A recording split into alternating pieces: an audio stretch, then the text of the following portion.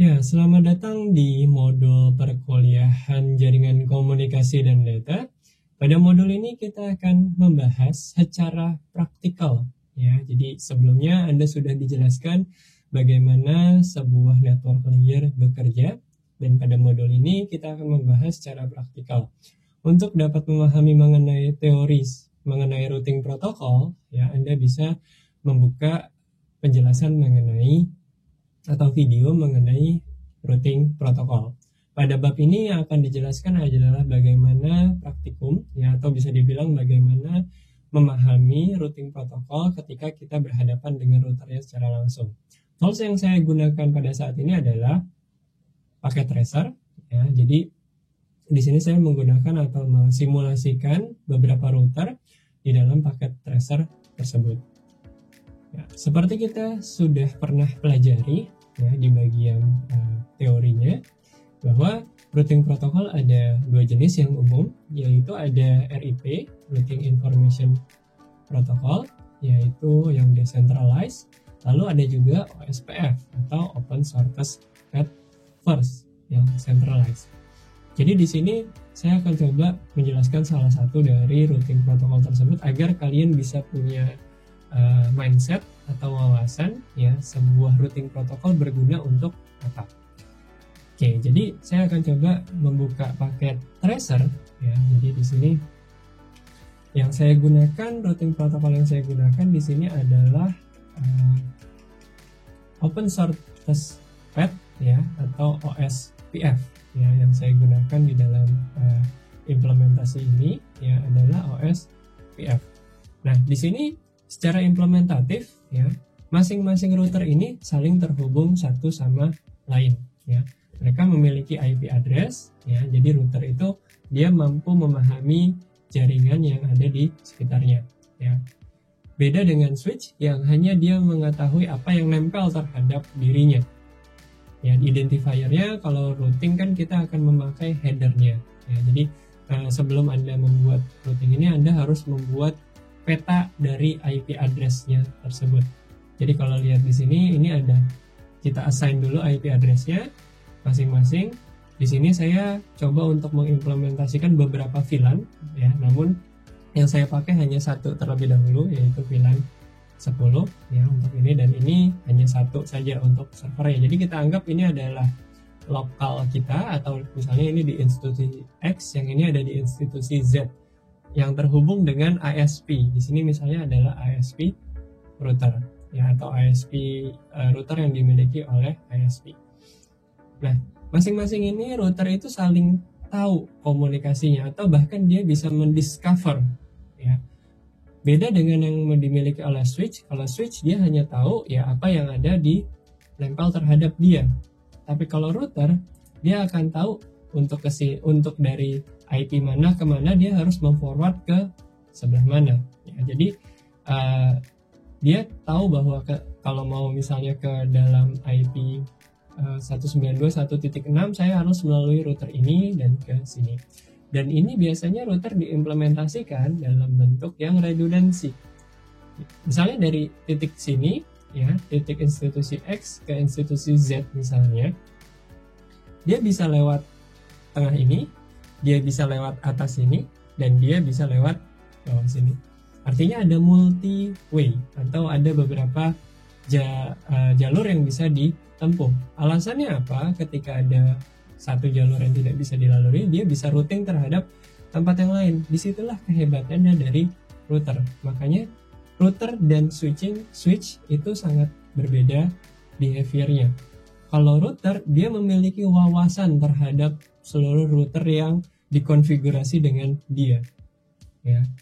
Artinya dia tahu path-nya terjauh harus lewat mana dengan mengidentifikasi dari IP address-nya, ya, address-nya. Misalnya kita mau melakukan ping dari sini ke sini, ya. Oke, kita coba lihat di video list-nya. Saya coba dari ping dari sini, dari 10, di sini ada 20.0.0.12. Saya mau ping ke di sini 50.0.0.2. dua-duanya IP address yang jelas berbeda, ya, subnetnya juga beda. Saya coba untuk ping di sini, ya, dia successful. Nah, dia jalannya mulai dari sini, nanti kita akan lihat perjalanannya, dia akan lewat mana saja. Ya, jadi routing protokol itu berguna ketika kita ingin memanage jalur dari satu tempat ke tempat yang lain. Ya, kita bisa diibaratkan kita adalah sebagai ISP-nya. ISP melakukan routing protokol tersebut. Beda dengan BGP ya. BGP lebih banyak ke policy. Kalau ini kan lebih ke dia akan mencari least cost, ya, cost yang paling kecil untuk sampai. Atau misalnya nanti kita coba matikan salah satu routernya, ya, nanti dia tetap bisa tersambung dari titik A, dari titik ini ke titik ini. Kalau kita pantau bagaimana paket itu berjalan, kita coba menggunakan trace route, ya. Di sini 50.0.0.2,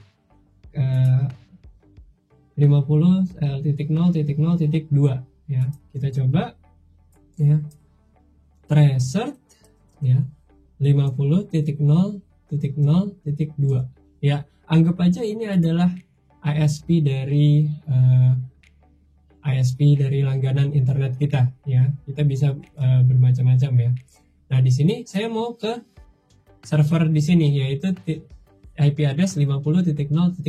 Kita coba lihat bagaimana path dia untuk sampai ke 50.0.2. Ya, dia pertama jalan dulu ke 20.0.0.1. 20.0.0.1 itu di mana? Kita lihat di sini, oh ini 20.0.0.1 ada di router yang pertama ini. Setelah itu kita coba lihat lagi, dia akan berjalan kemana? Dia akan berjalan ke 192.108.1.2, ya. Kalau kita lihat 192.108.1.2, ya. 1.1 itu adalah fast Ethernet 01. Fast Ethernet 01 dia akan di sini. Jadi dia berjalan di sini pas Ethernet 192.168.1.2.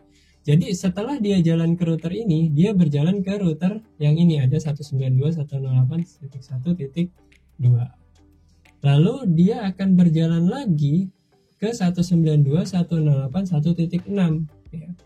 Ada di mana 192.168.1.6? Oh, ternyata di fast Ethernet 0.0, ya. Pas Ethernet 0.0 dia lewat sini. Oke, jadi dia mengambil jalur. Ketika dia sampai di sini, dia akan jalur ke sini, dia akan jalur ke router ini, dia akan jalur ke router ini, lalu dia akan sampai ke 50.0.2 di sini, ya. Jadi terlihat bagaimana antara satu router dengan router yang lain itu berkesinambungan. Mereka memiliki wawasan, ya, untuk dapat membawa IP address atau paket dari IP address tertentu ke IP address yang lain. Jadi dia tahu alamatnya di mana saja dengan melihat dari subnettingnya, ya, atau dari kan IP address terdiri dari 10.0.0.1 misalnya, atau dia lihat di sini ada 50.0.1. Jadi dia punya wawasan, ya. Kalau kita lihat di dalam router ini, ya, kita coba lihat konfigurasinya. Show IP route, ya. Kita lihat dia tahu bahwa untuk masuk ke dalam 50.0.0 dia punya wawasan di sana. Jadi router itu bisa dibilang ya mainnya atau otaknya dari jaringan. Dia tahu lalu lintas jaringan. Jadi dia tahu ketika saya mau ke 50.0.8 saya bisa lewat mana di sini? Oh, bisa lewat 192.168.1.2, ya. Itu adalah informasi yang dimiliki oleh si router, ya. Router ini tidak bekerja sendiri. Seperti kita tahu, dia punya mekanisme, ya, tadi ada OSPF, ada Routing Information Protocol untuk mendapatkan informasi dari router-router yang lain, ya. Jadi dia punya status gitu. Artinya dia punya kecerdasan, ya, saya nggak bilang kecerdasan buatan, tapi dia memiliki pengetahuan, ya, lalu lintas dari network yang ada atau dikonfigurasi. Oke, jadi dari situ kita bisa mengkonekkan dari satu tempat ke tempat yang lain. Oke, nah bagaimana jika router yang tadi kita lewatin? Nah, saya coba copot kabelnya ya. Kita coba copot kabelnya. Ya, di sini ada fast Ethernet 0-nya dan fast Ethernet 1-nya. Saya coba matikan kabelnya. Oke, di sini sudah jadi merah, artinya tidak ada keterhubungan terhadap router yang ada di tengah ini. Pertanyaannya adalah, apakah saya tetap masih bisa melanjutkan paket dari titik ini ke titik yang ini? Ya. Oke, kita coba menggunakan ping. Kita coba di sini menggunakan ping. Oke, pingnya tetap berjalan tanpa hambatan, walaupun saya matikan di sini jalurnya. Merah ini artinya mati ya. Artinya saya matikan itu ya, interface-nya saya disable ya. Saya down-kan ya router yang ini. Oke, sekarang kita coba pantau lagi bagaimana dia bisa tetap sampai, dia lewat mana ya. Oke, yang sebelumnya dia lewat 192.168.1.2. Berikutnya dia lewat, setelah saya matiin yang di tengah, dia lewat mana? 192.168.2 ya. 192.168.2.2 itu ada di, sebentar kita lihat subnetnya 2.2. Oke, 192.168.2.1 itu ada di sini. Oke, berarti 2.2 itu ada di sini ya. Jadi dia lewat, ambil jalur sini ya, ambil jalur yang bawah ya. Terus kita lihat lagi ya, 2.2, setelah itu hopnya adalah 0.6. Oke, kita lihat di sini 0.6 itu punya siapa? Oh, ternyata di sini dari 2.2 ya, terus dia ke 0.6 ya, jadi 2.6 ada di sini. Terus dia ke 192.168.0.10 ya, 108.0.10, serialnya lewat 192.168.0.10. Jadi dia lewat jalur, setelah lewat sini, karena yang ini mati, oke, saya ambil jalur yang lain, lewat yang bawah.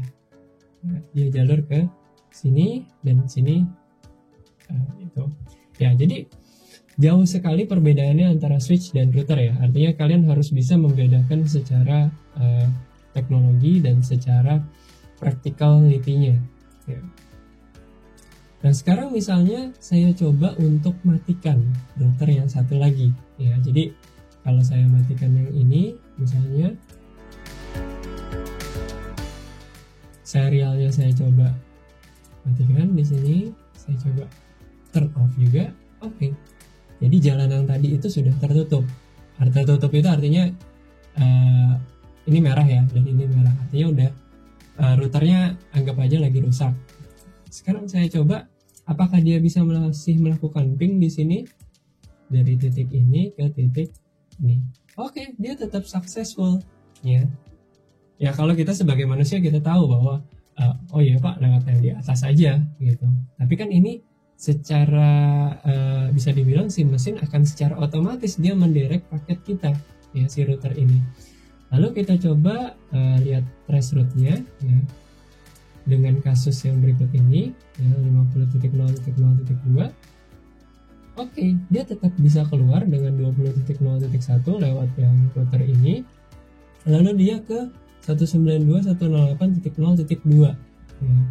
Kalau kita lihat dia masuk ke mana sih? 0.2 itu ternyata ada di router 1 di sini ya. Oke, dia berarti lewat atas ini, lalu dia beranjak lagi ke 0.6 di sini. Kalau kita lihat, oke, 0.6 itu ternyata ada di sini ya, ada di sini.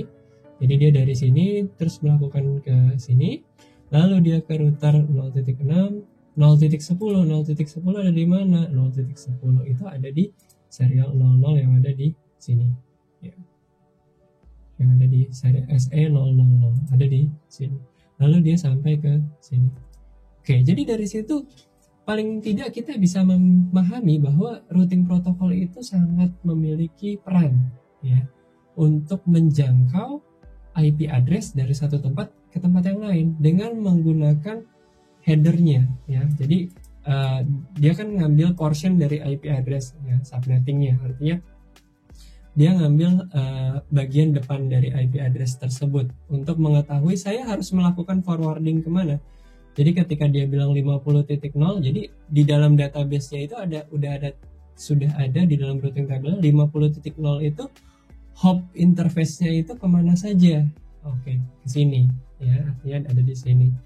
Jadi itu bisa dilihat tadi dengan cara melihat show IP route.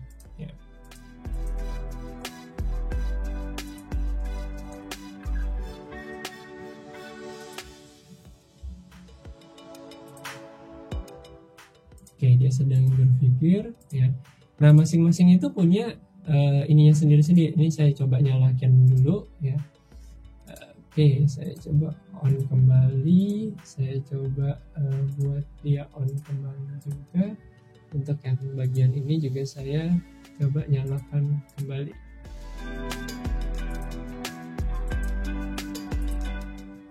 Ya. Oke, jadi di masing-masing itu dia punya tabel ya. Tabel routing. Kalau kita coba lihat di sini CLI exit, kita coba exit show IP route ya. Jadi dia punya routing ke 1.0 sama 1.4 gitu. Terus di bagian ini juga dia punya routing, masing-masing punya tabel sendiri-sendiri. Kita enable terus show IP route ya. Oke, jadi dia tahu ada 10.0, ada 20.0, ada 30.0, 40.0. Padahal itu adanya di dalam router ini, tapi dia punya wawasan karena di-prop oleh router yang ini. Jadi dia punya wawasan, dia bisa lewat 0.5, 2.5 ya. Jadi kalau mau ke 10.0 atau 20.0 atau 30.0 ya, saya coba di sini ya, misalnya dari sini kita coba ke sini ya, sama juga bolak-balik juga bisa dilakukan karena di sini dia juga punya wawasan. Kalau mau ke 20.0 ini kan IP address-nya di sini 20.0 ya, IP config ya, di sini adalah 20.0. Memang dia tidak secara spesifik melihat IP address yang belakangnya, tapi dia lihat dari portionnya di sini, maskingnya. Makanya nanti ketika kalian melakukan konfigurasi dari network atau dari networknya router, maka yang di config itu sebenarnya bukan IP addressnya tapi subnettingnya ya, atau maskingnya ya. Jadi network addressnya bukan IP fix ya, IP fix dari komputer ini yang dimasukin bukan, tapi subnetting misalnya di sini dia 20.0 berarti subnetting 20.0 yang dimasukin ya. Jadi itulah yang dilakukan oleh kumpulan dari router. Oke, jadi mudah-mudahan kalian bisa mendapatkan pemahaman bagaimana router bisa bekerja sama ya, bekerja sama satu sama lain, memiliki pengetahuan untuk mengantarkan paket dengan sebuah tujuan IP address berdasarkan dari network address yang dia miliki, bukan IP address spesifik ya, tapi dari misalnya dia lihat di sini 50.0.2. Nah, si router itu bukan secara spesifik lihat 50.0.0.2, tapi dia lihat network address 50.0.0 gitu ya. Bukan titik 2-nya atau secara spesifik hostnya, tapi dia harus tahu kalau 50.0.0 saya harus forward ke mana. Oke, jadi mudah-mudahan modul ini bisa bermanfaat untuk kalian ya, dan terima kasih atas perhatiannya.